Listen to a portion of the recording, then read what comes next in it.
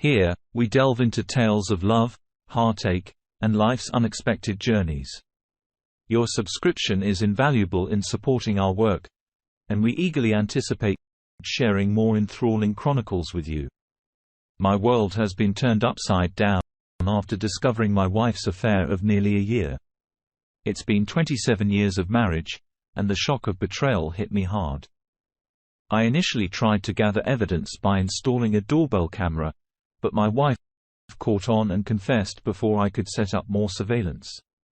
She's offered to be fair in our divorce, including selling our house and splitting the proceeds.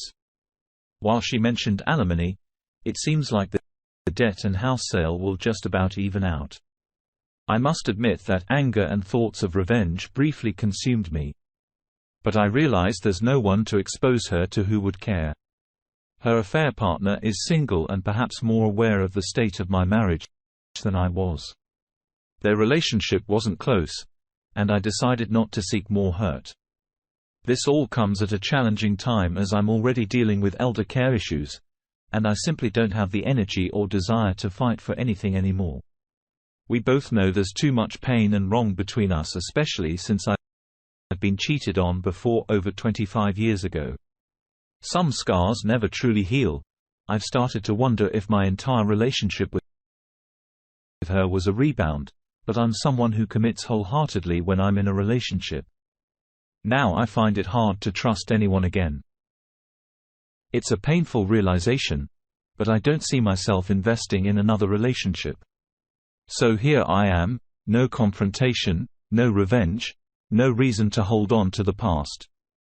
Just two lies, once entwined, now torn apart. I have to find a way to rebuild myself, although it feels like I'm doing it without my pride and ego. It's another failure in a long list of them in my life. Life as I knew it is over, and I'm navigating it on autopilot. I dread going home, but must pack and prepare the house for sale. Then I have to find an apartment, but I don't even know where I want to live anymore. It all feels so disheartening. I dedicated more than half of my life to someone, and now there's just a void ahead of me. The only reason I get out of bed is to care for my parent. The mixed feelings of nostalgia for the good times and anger for the betrayal can be overwhelming. I find myself constantly questioning what went wrong and why I feel stuck in the past. It's perplexing because I thought I was ready to move on from this relationship anyway. Many sleepless nights have been spent analyzing everything I did wrong and feeling like I was never good enough for anyone. I wonder why I deserve to be treated this way and why I seem to be the one on the losing end every time. Now I feel old, broken and undeserving of this life I'm left with. There are no hopes in dreams, just loneliness in my thoughts. I've also been grappling with the absence of children in our relationship, which in a strange way seems like a blessing now. Once the divorce is finalized, I won't have to maintain contact with her, which I hope will bring some relief. Hearing her voice only reopens the wounds, and I'm trying my best to distance myself. My mind races with questions about her action and why she hasn't reached out since I left. Did she think I would come back? Was our history not enough for her to care? These thoughts haunt me, and the combination of insomnia and heartache is truly unbearable. Last night, she did call, appreciating my apology and acknowledging that some of the things I said were meant to hurt her. We didn't delve into much detail. Mostly more apologies and a plea from her to give our relationship one more chance. I told her I'd be returning home this weekend, but made it clear that I didn't want her there. It was a somewhat civil conversation, but I also told her I didn't care where she went, even suggesting she stay with her boyfriend if that's what she truly wanted. She denied it, insisting that she wants me back and is willing to do anything to make amends. I'll admit part of me wishes I could turn back time to any point in the last year to escape this turmoil. My life feels like a never-ending, chaotic drama right now, and I'm struggling to find a way out of it. It was incredibly difficult to hear that she was involved with someone else frequently during the past year. The shock and hurt from that revelation were overwhelming. I had so many questions, but the pain and shame prevented me from asking more. I wanted to know if he was better in some way, but I couldn't bring myself to ask. I told her again that she should go to him for the weekend. I could be alone at home and gather some more of my important things. I didn't even have a permanent place to take them. After that, I went and got a bottle of good scotch, and now I have to work and take care of my parent while hungover. As we had agreed, I went back to the house to gather some things. Thankfully, she wasn't there when I arrived. I started gathering documents, packing clothes, and other essentials. I was moving faster than I had anticipated. Trying to stay positive by wearing my AirPods and playing some good music. While I was in the basement, I faintly heard the sound of water running through the pipes. It took a moment for me to realize what was happening. When I walked upstairs, I heard the shower running in the bathroom. It was my wife. I made myself a cup of coffee and decided it was better for me to go out to my car. At first, I considered driving away, but instead, I just sat there in the driveway stunned. I started writing a long angry text but decided against sending it, not wanting to leave any evidence behind. So I opted to sit there and wait for her to leave again. As I was sitting there, my new neighbor walked by and introduced himself. We exchanged pleasantries, but I didn't share anything about my situation. Just as we were about to part ways, the garage door opened, and my wife stood behind her car asking to speak to me. It's understandable, but I didn't want to engage in a lengthy discussion with my wife after her unexpected arrival.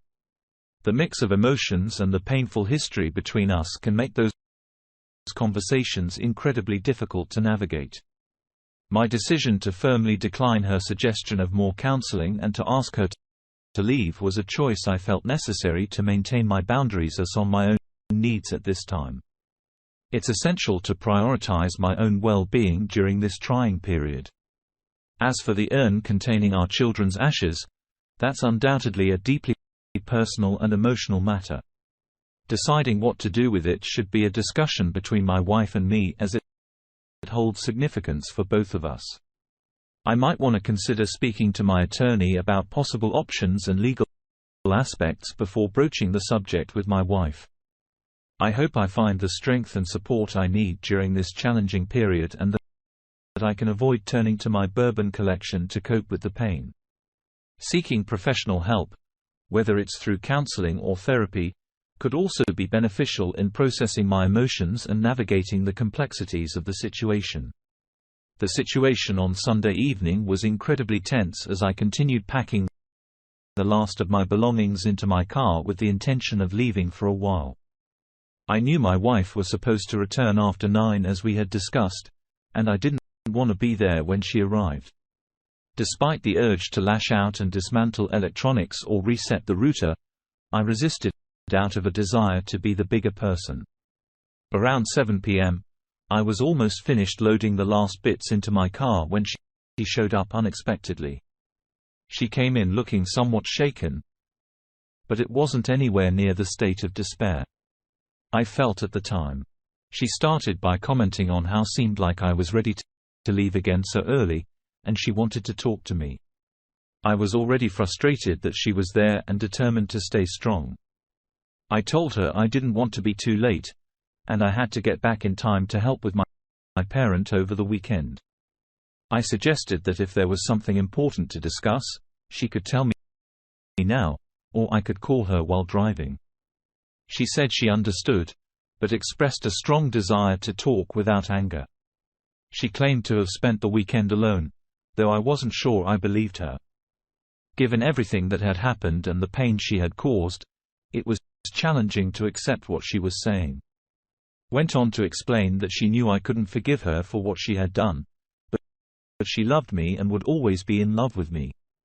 She said she was angry with herself for hurting me so badly and for destroying the only man who had ever loved her unconditionally and had always been there for her. I was trying my best to maintain a stoic exterior, but my emotions were getting the better of me. My eyes welled up with tears, and I struggled to hold them back. I continued to listen as she offered justifications and reasons for her actions, detailing why she had engaged in the affair for so long. Why she hadn't stopped herself, and even why she believed I might have been cheating on her for years.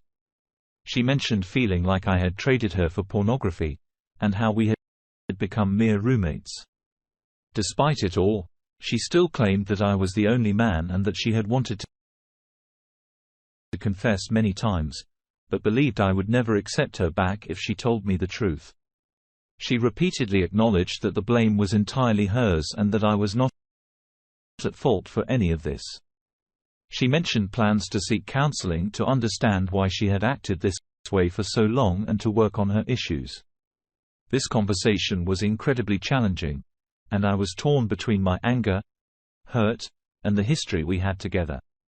It was clear that our life together had been irrevocably altered by these revelations, and I had to grapple with what to do next. The conversation with my wife on that Sunday evening delved into some deeply personal and painful territory. It's clear that she was trying to explain her actions and the thoughts and emotions that led her down this path, which is common in situations like these. From her point of view, she felt that I didn't want her or a family, especially when I didn't want to adopt. She mentioned being angry because she believed I had always blamed her for our child losses, even though I had repeatedly assured her that I didn't. She felt that I was disgusted by her for so long because of those losses and that I couldn't let go of those negative feelings. She said that she had loved me enough for both of us during all those years when my parents' health declined. She believed I was using it as an excuse to be away from her. It all seemed to come together in her mind at once, leading her to the conclusion that I didn't really love her, and I had been lying all along. She spoke about the so-called gym guy not even being in the picture or a possibility until all these doubts and fears had taken hold of her. She admitted that she had never thought of being unfaithful until she felt neglected and misunderstood. She clarified that in the beginning, her involvement with him was somewhat emotionless, done out of spite. However, as time passed, she started to miss intimacy and grew a connection with him.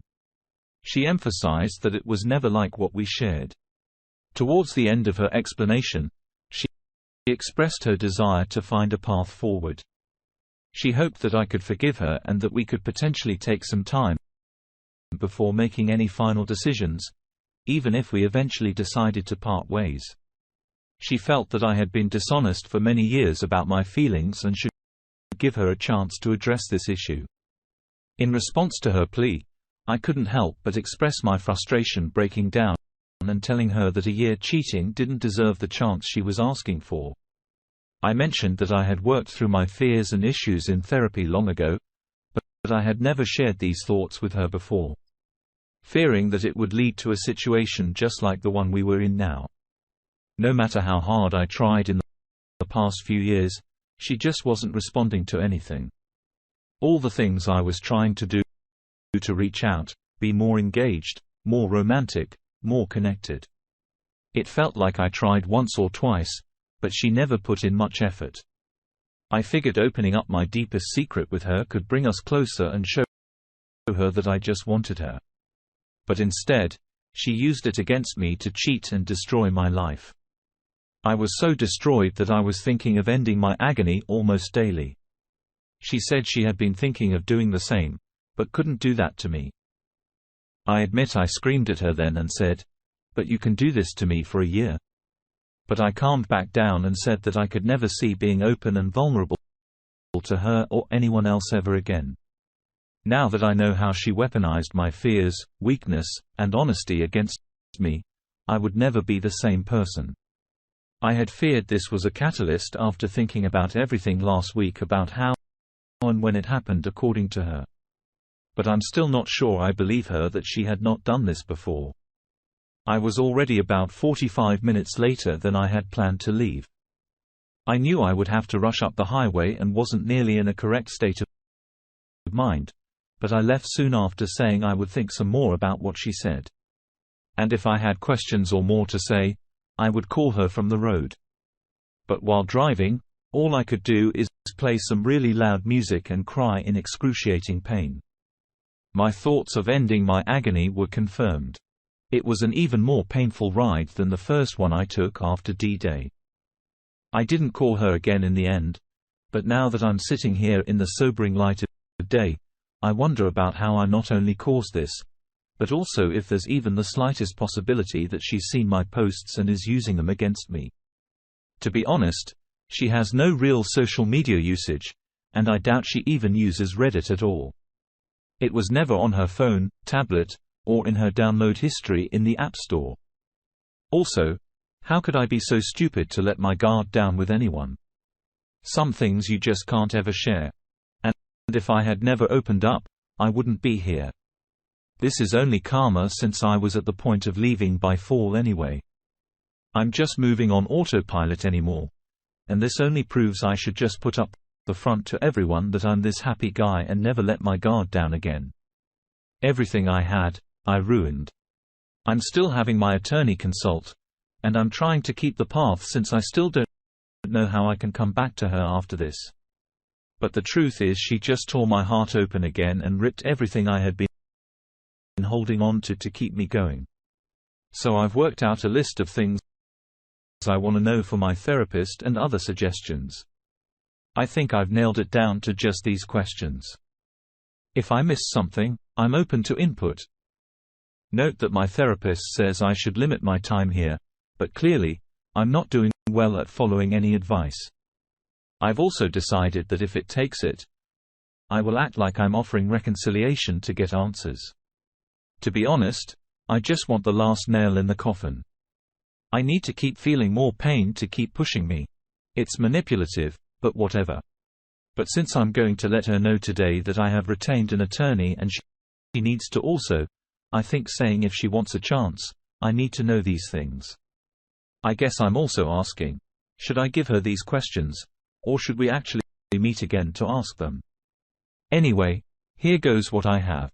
When you first decided to cheat, were you already emotionally or inappropriately involved with this person? When and where was your first inappropriate contact? And what exactly happened? When exactly was your last contact with them and what happened? Did you ever picture a better future with them? Did you discuss me specifically and my shortcomings? Was intentional disrespect for me a part of your intimate acts or communications? If so, was it initiated by you or them? Did you feel you were getting revenge on me for things I did or did not do? Do you resent me for specific reasons? What exactly are they? And how long have you felt that way? When you thought of me possibly finding out, how did you think it would play out? Do you regret having met me and our life together? I don't expect actual full honesty. Not really. I don't even know that she really cares, nor has for however long. I have ignored her texts and calls for a few days now, so I don't know when or how we will have this conversation. But I guess since I'm pretty much out the door, I need her to sink the dagger in as far as possible to close out this chapter fully. Good news is my parent has been in a care facility for a bit over a month now, and they seem to be adjusting pretty well. I visit often and they are generally happy to see me and still recognize me most of the time. I've also packed and sold all of our stuff, and I'm hoping to complete the real estate transaction this week. I have a better place to stay for the short term with a friend who lives close to work and have moved in for the time being. I considered renting an apartment right away, but this worked well in the short term. Now on to the rest of it. I did have her served with divorce papers, but she had her attorney respond in a contentious manner. Very recently, I had to deal with a maintenance issue at my old home, luckily not too damaging, but significant enough that it had to be handled quickly. When I arrived to deal with it, I thought she was not around. I met with the contractor and handled this, and I was hoping to be out before she returned. It did take several hours, but I was able to move stuff out of the way and get the issue fixed. Well, of course, My luck could not be that good. I got a call from a doctor later the day that she had been admitted to the hospital. I am still her emergency contact and still her husband. So it wasn't a real surprise. Sometime before I had come over, she had called an ambulance believing she was having a heart attack. This proved to be a panic attack, but as told to me, she told them she was having constant self-harming thoughts and was admitted for observation. She had been in there ever since. So I had to call her boss and let them know she would be out for medical reasons for a while. After speaking with the doctor, I determined that I would have to go and see her. Her doctor said I was allowed to visit since she requested it, but told me that if I did, I would need to be non-confrontational since she was still in a delicate state. I was in very confused state of my own since I really didn't want to, as it sounded like standard cheetah script BS. But I still care for her and don't actually want her to harm herself and not be able to take care of herself going forward. She has, in the past, due to totally unrelated issues, been in care for mental health a lot of years ago, along with another chronic health issue all her life. During that time, I was there 100% and did everything I could to bring her back from the brink. Also, selfishly, I don't want it to affect her ability to handle our business together. I was able to speak with my friend about it, and they said it's of course up to me what to do about visiting her. I also spoke with my attorney after the first couple of visits, and they just stated to be cautious not to make any promises or statements that could be used against me, etc. I knew before visiting that this is also the kind of standard for cheaters to use suicidal manipulation. By considering her history, I am also aware that this is a very likely true and serious state that she is in. I know I shouldn't be sucked in by anything that is just a consequence of her actions. I just have a part of me that needs to be there for her. It sucks totally that I had these feelings and still wish none of this had happened, but it did. I feel like I've been very firm with her, but seeing her in such a state would likely cause setbacks. Before you jump on my case, I cannot abandon her. It's just not in me. She really has no one else. Her only real friend lives far away and is currently dealing with her own serious medical condition. So I let her doctor know I would visit her in the hospital and did so the following day. When I got there, she was a mess. I had brought some things she would likely need, as it sounded like she would be there for at least a few days. When I arrived, she was still sleeping within 4 in her and various monitors, none of which seemed mental health related, but I figured maybe dehydration or something. All I could think was how I had seen her sleep so many times and how she always looked beautiful sleeping like the person I wanted and so peaceful. As I was just sitting there for a long while watching her, she started to wake up and all the feelings of anger and betrayal started to come back. But I held it together. She finally woke up, surprised to see me there.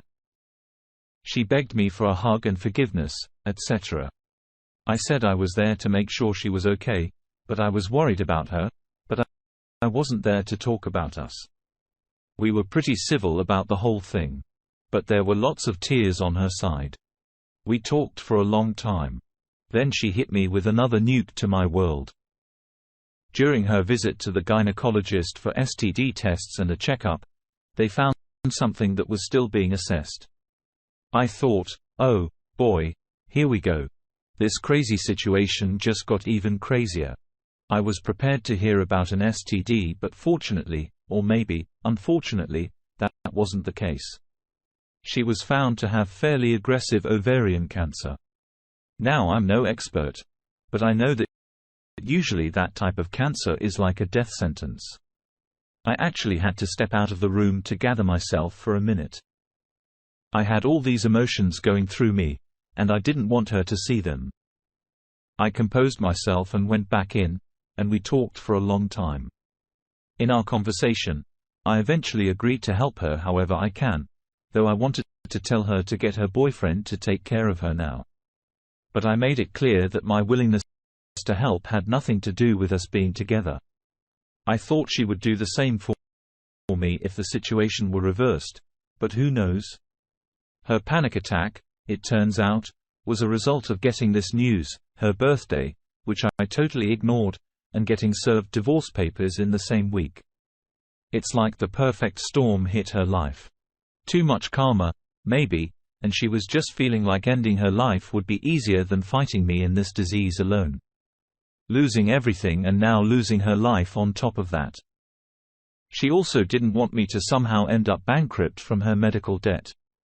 I'm trying to navigate this incredibly complicated situation, the best I can, even though it feels like the ground has been pulled out from under me. I've been constantly on the move, riding up and down the highways for work, visiting my parent in the hospital, staying at my friend's place, and going back to my old home to get more of her things that she needed. She has been moved to a regular room since her doctors have determined she is no longer a danger to herself. She's had more testing done, and today, we're getting the results that will tell us the exact stage of her cancer. From the preliminary exams, it's at least stage 2B or higher, but there's a chance it's not stage 4, which is something we can handle. If it's stage 4, it's going to be a tough road with a shortened, but terrible ending. I'm currently sitting in the hospital cafeteria waiting for the oncology department to give us more results and details. I've always been the type to do anything for anyone. And despite her actions driving me away, I'm still being strong for both of us and trying to stay optimistic, which goes against my natural pessimistic nature. The biggest thing likely to happen if it's not a lost cause is that she will likely have major emergency surgery and undergo chemotherapy. After that, she will need care and help. I've agreed to be there to help her get through at least the surgery, chemo, and recovery. If it's the best case scenario, I haven't explicitly told her, but it hasn't changed my mind about divorce. I've talked to my lawyer about what it all means, and if we can still be considered separated at this time, which they say we can consider this period in house separation as long as certain things don't happen, which would be impossible anyway. My other question is how I can avoid incurring part of her medical debt from this, as it's likely to delay our divorce proceedings. They stated we can amend our settlement agreement, but that she would need to agree that none of this is my liability. So is there any chance I can take care of her through this without getting emotionally connected again and still move on with my life? However, this comes to an end. For those still interested, we met with the doctors and it's at stage 2B. It has spread, but the tumors are still small and haven't reached the bladder or farther organs like the liver, which to my understanding is almost impossible to cure. She will have serious surgeries and chemo. I had already decided that I would support her in her battle, regardless of her actions. I'm not going to leave her to her fate without some support. I know most will say that's not my job anymore, but I guess I'm not able to be that hardened person I initially thought I could be. Oh, well, I'm too old to care what people think, and in doing it for me, I will continue with the separation and divorce. Unfortunately, I will likely be moving back in for in-house separation to help her for a while.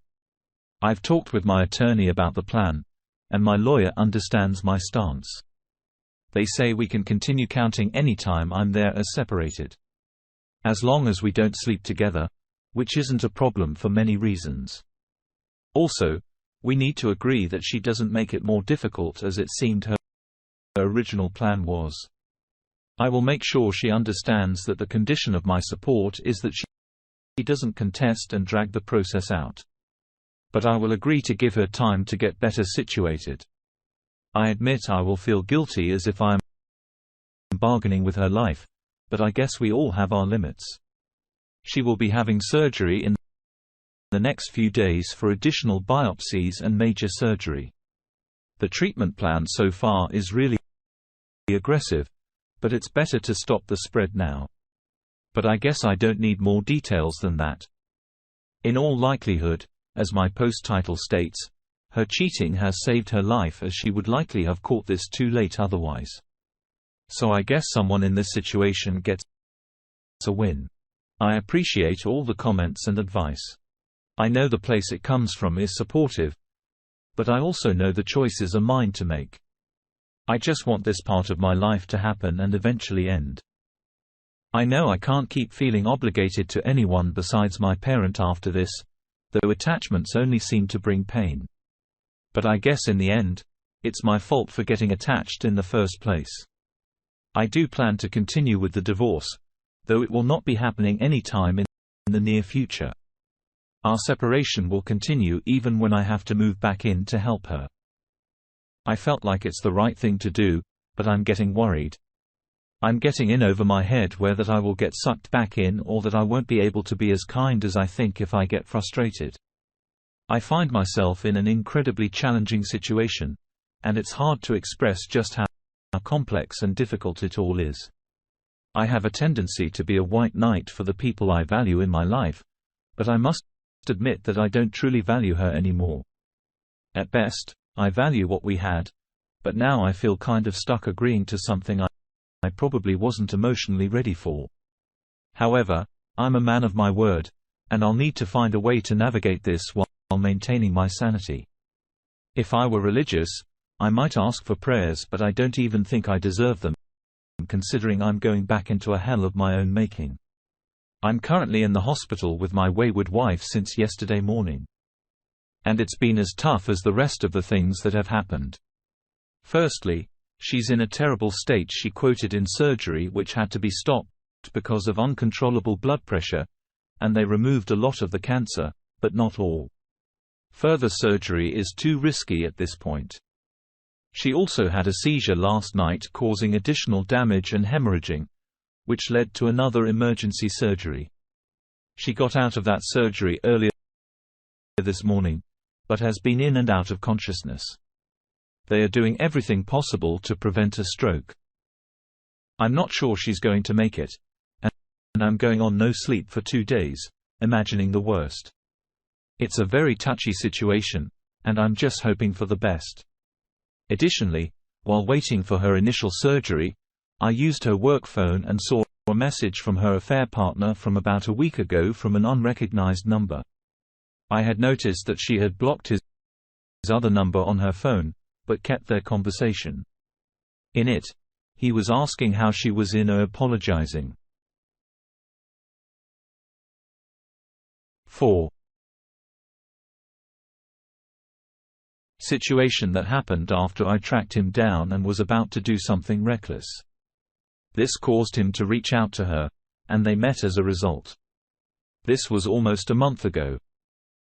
I did see her response to him where she said he was the biggest mistake of her life, that she hated herself for even meeting him and that she would never be in touch or see him again. She also asked him not to contact her for the safety of all involved. I don't take this as definitive proof of anything, especially since she never admitted it to me. I had the opportunity to go through pretty much everything, including her work emails and personal accounts. And I looked back pretty far even before last year and found nothing suspicious before then. However, this doesn't change my mind about anything, divorce, or helping her. So I guess I'm just ranting because everything is so messed up right now.